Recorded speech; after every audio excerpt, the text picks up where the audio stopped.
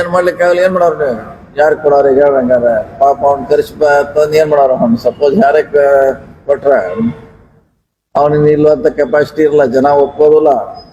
ಕಾರ್ಯಕರ್ತ ಹೇಳ್ಬೋದು 40 ವರ್ಷ ಹಿಂದೆ ಇದ್ದಾರೆ, 30 ಇದ್ದಾರೆ, ಓಕೆ ಒಪ್ತೀನಿ ನಾನು. ಆದರೆ ಈ ಫೀಲ್ಡ್ ಮ್ಯಾಗ ಬಂದು ಈ ಡಿಫ್ರೆಂಟ್ ಫೀಲ್ಡ್, ಈ ಪ್ಲಾಟ್ಫಾರ್ಮ್ ಬಂದ್ರೆ ಇಲ್ಲಿ ವ್ಯವಸ್ಥೆನೇ ಬೇರೆ, ಗೆಲುವಂತ ಮಾತ್ರ ಇಲ್ಲಿ.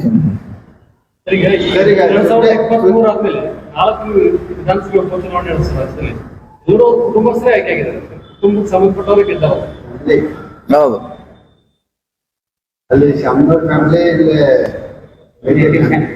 ಮತ್ತೆ ಆ ಕಡೆ ಬಿಜೆಪಿ ಅಲ್ಲೂ ಸೇಮ್ ಇದಾರೆ, JDS ನಲ್ಲೂ ಸೇಮ್ ಇದೆ, ಎಲ್ಲರೂ ಏನು ಕಡಿಮೆ ಇದಾರೆ, ಅಲ್ಲೂ ಸೇಮ್ ಇದೆ.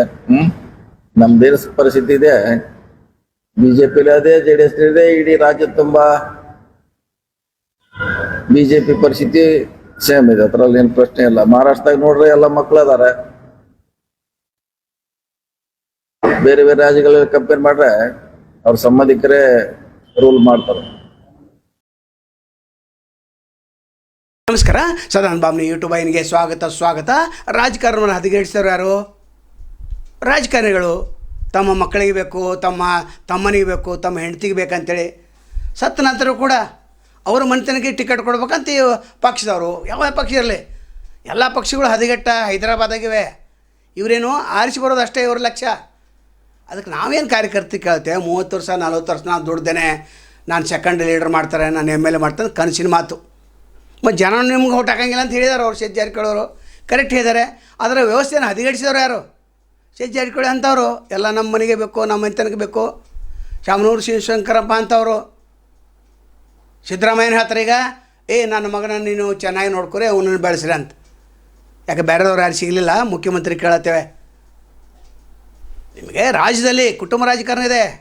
ತಂದವ್ರು ಯಾರು? JDS ಅನ್ನು ಮೊದಲು ಹೀಯಾಳಿಸಿದ್ರಿ, ತದನಂತರ ಫಾಲೋ ಯಾರು ಮಾಡಿದ್ರು? BJP ಅವ್ರು ಮಾಡಿದರು.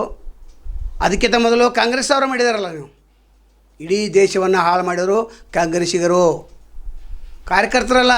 ಈ ಲೀಡರ್ಗಳೇನಿದ್ದಾರೆ ಇವರೇ ದೇಶವನ್ನು ಹಾಳು ಮಾಡಿದವರು. ಒಟ್ಟಾರೆ ಪಕ್ಷವನ್ನು ಕಟ್ಟಿ ಯಾರು ಗೆಲ್ತಾರೆ? ಸರ್ಕಾರ ಬರಬೇಕು, ಇವರಿಗೆ ಶಾಸಕರಾಗಬೇಕು. ಅದೇ ಒಂದು ಮಾನದಂಡ. ಅವು ಕೋಟಿ ಲೂಟಿ ಮಾಡಿ ಗಳಿಸಲಿ. ಎಷ್ಟೋ ಜನ ಅಧಿಕಾರಿಗಳು ರಿಟೈರ್ಮೆಂಟ್ ಆಗಿ ಕೋಟಿ ಖರ್ಚು ಮಾಡಿ MLA ಆದವರು ಅದಾರ. ನಂತರ ಜನಾರ್ದನ್ ರೆಡ್ಡಿ ಅಂತವರು ಎಷ್ಟು ಕೋಟಿ, ಆಗ 200 ಕೋಟಿ ತೆಗೆದಿಟ್ಟಿದ್ರು 100 ಸೀಟ್ ಸಲುವಾಗಿ. ಬೆಳಗಾವಿ ಗ್ರಾಮೀಣದಲ್ಲಿ ಸಂಜಯ್ ಪಟೇಲ್ನ ಆರಿಸಿದವ್ರು ಯಾರು? ಅವರೇ. ಅವ್ರ ದುಡ್ಡನ್ನು 2 ಕೋಟಿ. ಅಂದರೆ ಕಾರ್ಯಕರ್ತರು ಭಾಳ ಎಚ್ಚರಿಕೆಯಿಂದ ಇರಬೇಕು. ನೀವು ಯಾರು ಕೂಡ ಜಗಳ ಆಡ್ಕೋಬೇಕು, ಯಾರನ್ನ MLA ಮಾಡೋಕೆ ಹೋಗ್ಬೇಡ್ರಿ. ಯಾಕಂದ್ರೆ ನೀವು ಅನ್ಕ MLA ಆಗೋದೇನೋ ಇಲ್ಲ, ವ್ಯವಸ್ಥೆ ಹದಗೆಡಿಸಿ ಅಂತ. ಶಾಸಕರು ತಮ್ಮ ಮಕ್ಕಳನ್ನು ಯಾಕೆ ಬಯಸ್ತಾ ಇದ್ದಾರೆ? ಅದಕ್ಕೊಂದು ಐಡಿಯಾ ಇದೆ. ಐಡಿಯಾ ಇಲ್ಲ ಅಂತಲ್ಲ, ಜನ ಬೆಂಬಲ ಕೊಡಬೇಕು. ಯಾಕಿತ್ತಂದ್ರೆ ಇಲ್ಲಿ 60 ವರ್ಷ ಆದ ನಂತರ ರಿಟೈರ್ಮೆಂಟ್, ಹೌದಾ? ಇಲ್ಲಿ 2 ವರ್ಷ ಯಾರು MLA ಆಗ್ತಾರೆ ಅವರಿಗೆ ಟಿಕೆಟ್ ಕೊಡೋದಿಲ್ಲ. ಒಂದು ತಿದ್ದುಪಡಿ ಮಾಡಲ್ಲ, ನೋಡೋಣ ತಾಕತ್ತಿದ್ದಂದರೆ. ಪ್ರಧಾನಮಂತ್ರಿ ಮೋದಿಯವ್ರು ತಾಕತ್ತಿದೆ, 33% ಮಾಡಿದ್ರು ಅವರು ಮಹಿಳಾ ಮೀಸಲಾತಿ. ಕಾಂಗ್ರೆಸ್ ಅವ್ರು ಇದ್ದಿರಲ್ಲ, 60 ವರ್ಷ ಆಳಿದಿರಲ್ಲ, 33% ಮಾಡ್ಲಿಕ್ಕೆ ಆಯ್ತಾ? ಮಹಿಳೆಯರಿಗೆ ಸಮಾನ ಹಕ್ಕು ಕೊಡ್ಲಿಕ್ಕೆ ಸಾಧ್ಯ ಆಯಿತಾ? ಈಗ ಮಾಡಿದ್ರು ಅವರು. ಮುಂದಿನ ಸಲ 33% ಮಹಿಳೆಯರು ಬಂದು ಕೂಡ್ತಾರೆ ಅಲ್ಲಿ. ಹಾಗೆ ಈಗ ಈ ರಾಜಕಾರಣಿಗಳು ಏನಿದ್ದಾರೆ ಇವರು ಪಕ್ಕಾ ಸ್ವಾರ್ಥಿಗಳು. ಮೊದಲು ದುಡ್ಡು ಹಚ್ಚೋದು ಇವರೇ. ಯಾಕೆ ಹಚ್ತಾನಂದ್ರೆ ಇನ್ನೊಬ್ಬರಿಗೆ ಹಂಚುವಂಥ ತಾಕತ್ತಿರಬಾರ್ದು, ಜನ ಎಲ್ಲ ನಮ್ಮ ಕಡೆ ನೋಡ್ಬೇಕಂತ. ಇನ್ನು ದುಡ್ಡು ತೆಗೆದುಕೊಂಡಂಥ ಮತದಾರರು ಅವ್ರು ಮಾತಾಡುವಂಥ ಅಧಿಕಾರ ಯಾರಿಗೂ ಇಲ್ಲ. ಬರೀ ಅವ್ರ ಮಕ್ಕಳು ಅವ್ರ ಮೊಮ್ಮಕ್ಕಳು ಅಂತ ಮಾತಾಡುವಂಥ ಅಧಿಕಾರ ನಿಮಗೂ ಇಲ್ಲ, ಕಾರ್ಯಕರ್ತರಿಗೂ ಇಲ್ಲ. ಯಾಕಂದರೆ ಕಾರ್ಯಕರ್ತರು ಪದೇ ಅವ್ರನ್ನ ಆರಿಸ್ತಿರ್ತೀರಿ ನೀವು. ಪಕ್ಷ ನಿಷ್ಠಾವಂತಾಗಿ ನಿಮಗೇನು ಸಿಕ್ತು ಅದನ್ನು ನೋಡೋಂಗಿಲ್ಲ. ಮತ್ತು ಶಾಸಕರಾವಾಗ ಅವ್ರ ಮಂದಿ MP ಆಗೋರ ಎಲ್ಲ ಪಕ್ಷಗಳಲ್ಲಿ ಇದೆ, ಮಹಾರಾಷ್ಟ್ರದಲ್ಲಿ ಕೂಡ ಇದೆ. ಹಂಗಾದ್ರೆ ವ್ಯವಸ್ಥೆಯನ್ನು ಹದಗೆಡಿಸೋರು ರಾಜಕಾರಣಿಗಳು. ಇಡೀ ದೇಶದ ವ್ಯವಸ್ಥೆಯನ್ನು ಹದಗೆಡಿಸ್ಯಾರ ರಾಜಕಾರಣಿಗಳು. ರಾಘವ್ ಚಡ್ಡಾ ಹೇಳಿದಾರಲ್ಲ, ಆಮ್ ಆದ್ಮಿ ಪಾರ್ಟಿದು, ಅವ್ರು ಎಂತೆಂಥ ಪ್ರಶ್ನೆಗಳನ್ನ ಕೇಳ್ತಿದ್ರು ಲೋಕಸಭೆಯಲ್ಲಿ. ಈಗ ಅವ್ರನ್ನ ಕೇಜ್ರಿವಾಲ್ ತೆಗೆದುಬಿಟ್ಟ, ಮಾತಾಡುವಂಥ ಹಕ್ಕನ್ನು ಕಸಿದುಕೊಂಡ್ಬಿಟ್ರು. ಅವ್ರು ಎಷ್ಟು ಜಿಯೋ ಮತ್ತು ಏರ್ಟೆಲ್ದವ್ರಿಗೆ ಪ್ರಶ್ನೆ ಹಾಕಿದ್ರು 28 ದಿವಸಕ್ಕೆ. ಮತ್ತು ನಮ್ಮ ಇಂಟರ್ನೆಟ್ 1.5 GB ಇವತ್ತು ನಾವು ಖರ್ಚು ಮಾಡಲಿಲ್ಲಪ್ಪ, ನಮ್ಗೆ ಆರಾಮಿರಲಿಲ್ಲ, ನಾಳೆ ಖರ್ಚು ಮಾಡುವಂಥ ಅವಕಾಶ ಕೊಡಂದ್ರೆ ಇಲ್ಲ, ಇವತ್ತಿನ ಮುಗೀತು. ರೈಲ್ವೆ ಟಿಕೆಟ್ ಬಗ್ಗೆ ಮಾತಾಡಿದರು. ರೈಲ್ವೆ ಪ್ಲಾಟ್ಫಾರ್ಮ್ ಬಗ್ಗೆ ಮಾತಾಡಿದ್ರು, ಆಹಾರ ಬಗ್ಗೆ ಮಾತಾಡಿದ್ರು, ಕಲಬೆರಕೆ ಬಗ್ಗೆ ಮಾತಾಡಿದ್ದಾರೆ, ಔಷಧಿಗಳ ಬಗ್ಗೆ ಮಾತಾಡಿದ್ದಾರೆ. ಏನು ಮಾತಾಡಿಲ್ಲ ಅವರು ಜನರ ಪರವಾಗಿ? ಅಂಥವ್ರು ಏನಾರು ಸಿಗ್ತಾರೇನೋ? ಇಲ್ಲ. ಅದು ಇಲ್ಲಿ ಇನ್ನೊಂದು ಕಡೆಗೆ ವ್ಯವಸ್ಥೆನೂ ಹದಗೆಟ್ಟಿದೆ. ಒಂದು ಕಡೆ ಒಂದು 10-15% MP ಗಳು ಅಲ್ಲಿದ್ದಾರೆ, 90% ಎಲ್ಲ ಭಯೋತ್ಪಾದಕರು, 2 ನಂಬರ, ನಂತರ ಲೂಟಿಕೋರರು, ಎಲ್ಲ ಶ್ರೀಮಂತರು, ಉದ್ಯೋಗಪತಿಗಳು, ಕಾಂಟ್ರಾಕ್ಟರು ಎಲ್ಲ ಅವರೇ ಇದ್ದಾರೆ. ಮತ್ತು ನಿಮ್ಮ ಬಗ್ಗೆ ಯಾರು ಮಾತಾಡ್ತಾರೆ? ಎಲ್ಲಿವರೆಗೆ ಮತದಾರ ಸುಧಾರಿಸೋದಿಲ್ಲ ಅಲ್ಲಿವರೆಗೆ ದೇಶ ಹಿಂಗೆ ಹೋಗೋದು. ಇಲ್ಲಿ ಅಮೆಂಡ್ಮೆಂಟ್ ಮಾಡಬೇಕೀಗ ಲೋಕಸಭೆಯಲ್ಲಿ ಮತ್ತು ರಾಜ್ಯಸಭೆಯಲ್ಲಿ. ಎಷ್ಟು ಅಮೆಂಡ್ಮೆಂಟ್ ತರ್ತಾರೆ, ತಿದ್ದುಪಡಿ ತರ್ತಾರೆ. ಇಲ್ಲಿ ತರಲ್ಲ. ಒಬ್ಬ ಮನುಷ್ಯ 2 ಸಲ ಮಾತ್ರ ಶಾಸಕ ಆಗಬೇಕು, 3ನೇ ಸಲಕ್ಕೆ ಅವನಿಗೆ ಸ್ಪರ್ಧೆ ಮಾಡಲಿಕ್ಕೆ ಅವಕಾಶ ಇಲ್ಲ ಅಂತ ಹೇಳಿರಲ್ಲ. MP ಒಮ್ಮೆ ನೀ MP ಆದಂದು 2ನೇ ಸಲ ನೀ MP ಆಗಲಿಕ್ಕೆ ಬರೋದಿಲ್ಲ. ಮತ್ತು ಅವರಿಗೆಲ್ಲ ರೂಲ್ಸ್ ರೆಗ್ಯುಲೇಷನ್ಸ್ ಅಂತಾರಲ್ಲ, ಪ್ರತಿಯೊಬ್ಬರಿಗಿದೆ ರೂಲ್ಸ್ ರೆಗ್ಯುಲೇಷನ್ಸ್. ರಾಜಕಾರಣಿಗಳಿಲ್ಲ. ಮತ್ತು ಅವ್ರದ್ದು ತಮ್ಮ ಭತ್ತ ಮಾಡಬೇಕಾದ್ರೆ ಒಂದೇ ದಿವಸ ಡಬಲ್ ಮಾಡ್ಕೋತಾರೆ ಅವರು. ಅದು ರೈತರ ಬಗ್ಗೆ ಕಬ್ಬಿನ ಬಿಲ್ ಬಂದಾಗ 50 ರೂಪಾಯಿ ಕೊಡ್ತೇನೆ, 100 ರೂಪಾಯಿ ಕೊಡ್ತೇನೆ ಅಂತೇಳಿ. ಇನ್ನೂ ಕೂಡ ಸರ್ಕಾರ ಆದೇಶವನ್ನು ಪಾಲಿಸಿಲ್ಲ. ಸಕ್ಕರೆ ಫ್ಯಾಕ್ಟ್ರಿ ಅವರು 50 ರೂಪಾಯಿ ಕೊಟ್ಟಿಲ್ಲ, ಅದಕ್ಕೆ ಬಿಲ್ ಲೇಟ್ ಆಗ್ತಾಯಿದೆ. ಹೆಚ್ಚುವರಿ ಕೊಡ್ತೇವೆ ಅಂತ ಹೇಳಿದ್ರು, ಅದನ್ನು ಒಪ್ಪಿಲ್ಲ ಅವರು. ಸರ್ಕಾರದವ್ರು ಕೊಟ್ಟಿದ್ದಾರೆ 300 ಕೋಟಿ, ಇವ್ರು ಕೊಟ್ಟಿಲ್ಲ. ಅಂದರೆ ಅಲ್ಲಿ ಮಾತಾಡೋರು ಯಾರೂ ಇಲ್ಲ. ಯಾಕಂದರೆ ಇಲ್ಲಿ ಕೋಟ್ಯಾಧೀಶರು ಯಾರಿಗೆ ಹೋಗ್ಸೋದಾರಲ್ಲ. ಕುಟುಂಬ ರಾಜಕಾರಣ ಇರಬೇಕು ಅಂತ ಅನ್ನುವಂಥ ಅರ್ಥದಲ್ಲಿ ಸತೀಶ್ ಜಾರಕಿಹೊಳಿ ಮಾತಾಡಿದ್ದಾರೆ. ಕುಟುಂಬ ರಾಜಕಾರಣನ ಎಲ್ಲರೂ ತಿರಸ್ಕಾರ ಮಾಡ್ತಾಯಿದ್ದಾರೆ. ಹಾಗಾದ್ರೆ ನೀವು ದುಡ್ಡು ತೆಗೆದುಕೊಂಡು ನೀವು ತಿರಸ್ಕಾರ ಮಾಡಲ್ಲ, ದುಡ್ಡು ಯಾರು ಕೊಡ್ತಾರೋ ಅವ್ರನ್ನ ಸೋಲಿಸಿರಲ್ಲ, ಎಲ್ಲ ವ್ಯವಸ್ಥೆ ಸರಿ ಆಗ್ತೈತೆ.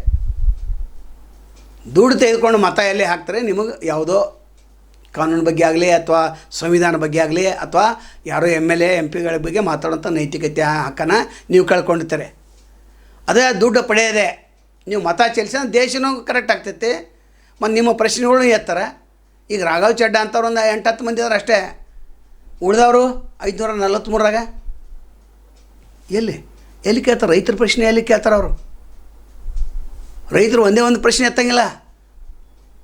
ಸಕ್ಕರೆ ರೇಟ 7 ವರ್ಷದಿಂದ ಅದೇ ರೀತಿ ಇದೆ, 31 ರೂಪಾಯಿ. ಮತ್ತು ಇವರು ಮಾತ್ರ ಇನ್ಕ್ರಿಮೆಂಟ ಅಂದರೆ ಬಡ್ತಿ 12% ಇತ್ತು ಸರ್ಕಾರಿ ನೌಕರಿಗೆ. ಈಗ 52% 57% ಬಂದು ನಿಂತಿದೆ. ಅಂದರೆ ಇಲ್ಲಿ ಯಾಕೆ ಹಿಂಗೆ ಆಗ್ತಾಯಿದೆ ಅಂದರೆ ಇವರು ಏನು ದುಡ್ಡು ಕೊಟ್ಟು ಆರಿಸಿ ಬರ್ತಾರೆ, ಇವರು ಏನು ಮಾಡ್ತಾರೆ ಅದು. ಯಾರಾದರೂ ಒಬ್ಬರು ಯೂಟ್ಯೂಬ್ ಚಾನಲ್ದವರು ಅವನ ಮೇಲೆ ಏನಾದರೂ ರಾಜಕಾರಣಿಗಳ ಮೇಲೆ ಏನಾದರೂ ಆಸ್ತಿ ಬಗ್ಗೆ ಅಥವಾ ಅವನ ಕ್ಯಾರೆಕ್ಟರ್ ಬಗ್ಗೆ ಮಾತಾಡಿದ್ರೆ ಡಿಫಾಮೇಷನ್ ಹಾಕ್ತಾರೆ. ತೋರಲ್ಲ, ಒಂದು 100 ಕೋಟಿ 200 ಕೋಟಿ ಹಾಕ್ತಾರಲ್ಲ, ಇವು ಬಂದ್ ಮಾಡ್ಕೊಂಡು ಹೋಗ್ಬೇಕು. ಅಂದರೆ ಸತ್ಯವಂತರಿಗೆ ಕಾಲು ಇಲ್ಲ ಅಂತಲ್ಲ, ಇದೆ, ನಿಮ್ಮಿಂದ ಮಾತ್ರ ಸಾಧ್ಯ ಇದೆ. ಅದಕ್ಕೆ ಹೇಳಿದ್ರು ಅವರು ಅಂಬೇಡ್ಕರ್ ಅವರು, ನೀವು ನಿಮ್ಮ ಮತವನ್ನು ಮಾರಿಕೊಂಡ್ರೆ ನಿಮ್ಮ ಮಗಳನ್ನು ಮಾರಿಕೊಂಡ ಅಂತ ಹೇಳಿದಾರೆ ಅವರು. ಸ್ವಲ್ಪ ಬೇಕಲ್ಲ, ಮತದಾರ ಬದಲಾಯಿಸುವ ಈ ರಾಜಕಾರಣ ಬದಲಾಗಿಲ್ಲ. ಇವ್ರು ದುಡ್ಡು ರುಚಿ ಯಾಕೆ ಹೆಚ್ಚಿರು ಅಂತಂದ್ರೆ, ನನ್ನ ಕಡೆ ಒಂದು 100 ಕೋಟಿ ಐತಿ, ಹಂಚೋದು 500 ಕೋಟಿ ಮಾಡೋದು. ಮತ್ತು ಮುಂದಿನ ಸಲ ದುಡ್ಡು ಕೊಟ್ಟಂಗೆ ಓಟ ನನಗೆಷ್ಟು ತಂದಿರ ಅಂತ ಅಂತಾರೆ. ಏನು ರೀ, ಒಂದು ದಿವ್ಸಕ್ಕೆ ವಿಚಾರ ಮಾಡಿದ್ರೆ 4ರಿಂದ 5 ಪೈಸೆ ಸಹಿತ ಬರೋಂಗಿಲ್ಲ. 5 ವರ್ಷದ ಲೆಕ್ಕ ತೆಗೆದ್ರೆ ಒಂದು 500 ಕೊಟ್ಟಿದ್ರೆ ಅಂದರೆ ಲೆಕ್ಕ ತೆಗಿರಲ್ಲ. ನೋಡೋಣ, 365 ಗುಂಡ್ಲೆ 5 8 ದಿವಸ ಆಯ್ತು ಕೊಟ್ಟಂಥ ಏನು ದುಡ್ಡು ಭಾಕಾರ ಮಾಡಲ್ಲ. 7-8 ಪೈಸೆ ಬರ್ತೈತೆ. 7-8 ಪೈಸೆದಾಗ ಅವ್ರು ಗುಲಾಮಗಿರಿ ಆಗ್ತಾರೆ. ಮತ್ತು ಅಭಿವೃದ್ಧಿ ಹಂಗಾಗೋದು ಸಾಧ್ಯನೇ ಇಲ್ಲ. ಒಟ್ಟಾರೆ ಈ ಕುಟುಂಬ ರಾಜಕಾರಣ ಹೋಗಬೇಕಾದ್ರೆ ಮತದಾರರು ಜಾಗೃತ ಆಗಬೇಕು ಅನ್ನೋದು. ನಂತರ ಕಾರ್ಯಕರ್ತರು ಯಾರು ನಿಂತಿರ್ತಾರೆ 2 ಸಲ 3 ಸಲ, ನೀವು ಪಕ್ಷದಲ್ಲಿ ಇದ್ದುಕೊಂಡು ಅವ್ರನ್ನ ಸೋಲಿಸಿರಲ್ಲ.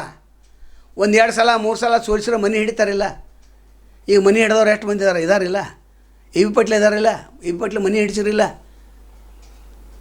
ನಂತರ SC ಮಾಳಿಗೆ ಅವ್ರು ಇದಾರೆ, ಅವರು ಕೂಡ 4 ಸಲ ಸೋತಿದ್ದಾರೆ. ಇನ್ನು ಬ್ಯಾಡಪ್ಪ ರಾಜಕಾರಣ ಅಂತಾರೆ. ಈಗ ಕಾರ್ಯಕರ್ತರು ಎಚ್ಚೆತ್ಕೊಳ್ಬೇಕು. 1ನೇದು 2ನೇದು ಮತದಾರ ಎಚ್ಚೆತ್ಕೊಳ್ಬೇಕು. ಇಲ್ಲಾಂದರೆ ಅವರು ಲೂಟಿ ಮಾಡ್ತಾರೆ. ದೇಶವನ್ನು ಈಗಾಗಲೇ ಲೂಟಿ ಮಾಡಿಬಿಟ್ಟಿದ್ದಾರೆ. ಬೆಲೆ ಏರಿಕೆ ಬಗ್ಗೆ ಯಾರು ಮಾತಾಡ್ತಿಲ್ಲ, ನಿರುದ್ಯೋಗ ಸಮಸ್ಯೆ ಬಗ್ಗೆ ಯಾರು ಮಾತಾಡ್ತಿಲ್ಲ, ಮಹಿಳೆಯರ ಸಮಸ್ಯೆ ಇದೆ, ಅನೇಕ ಸಮಸ್ಯೆಗಳನ್ನು ಕಾರ್ಮಿಕರು ಎದುರಿಸ್ತಾ ಇದ್ದಾರೆ. ಮತ್ತು ಕಾರ್ಮಿಕರ ನೀತಿ, ಕಾರ್ಮಿಕರ ವಿರುದ್ಧನೇ ಮಾತಾಡ್ತಾರೆ ಇಲ್ಲಿ ಲೋಕಸಭೆಯಲ್ಲಿ. ಯಾಕಂದರೆ ಇಂಡಸ್ಟ್ರಿಯಲಿಸ್ಟ್ ದೊಡ್ಡ ದೊಡ್ಡ ಉದ್ಯೋಗಪತಿಗಳು ದುಡ್ಡು ಕೊಡ್ತಾರೆ ಚುನಾವಣೆ ಟೈಮ್ನಲ್ಲಿ, ಇವರು ದುಡ್ಡು ಅಷ್ಟೇ ಬೇಕು. ಹೀಗಾಗಿ ಮತದಾರರು ಜಾಗೃತಿಗೊಳ್ಬೇಕು. ನಂತರ ಪಕ್ಷದ ಕಾರ್ಯಕರ್ತರು ಭಾಳ ಎಚ್ಚರಿಕೆಯಿಂದ ಇರಬೇಕಂತನ ಇವತ್ತಿನ ವಿಡಿಯೋ. ನಾಳೆ ಮತ್ತೆ ತಮ್ಮನ್ನು ಭೇಟಿ ಆಗ್ತೇವೆ. ಅಲ್ಲಿವರೆಗೆ ಎಲ್ಚವಾಗಲಿ. ನಮಸ್ಕಾರ.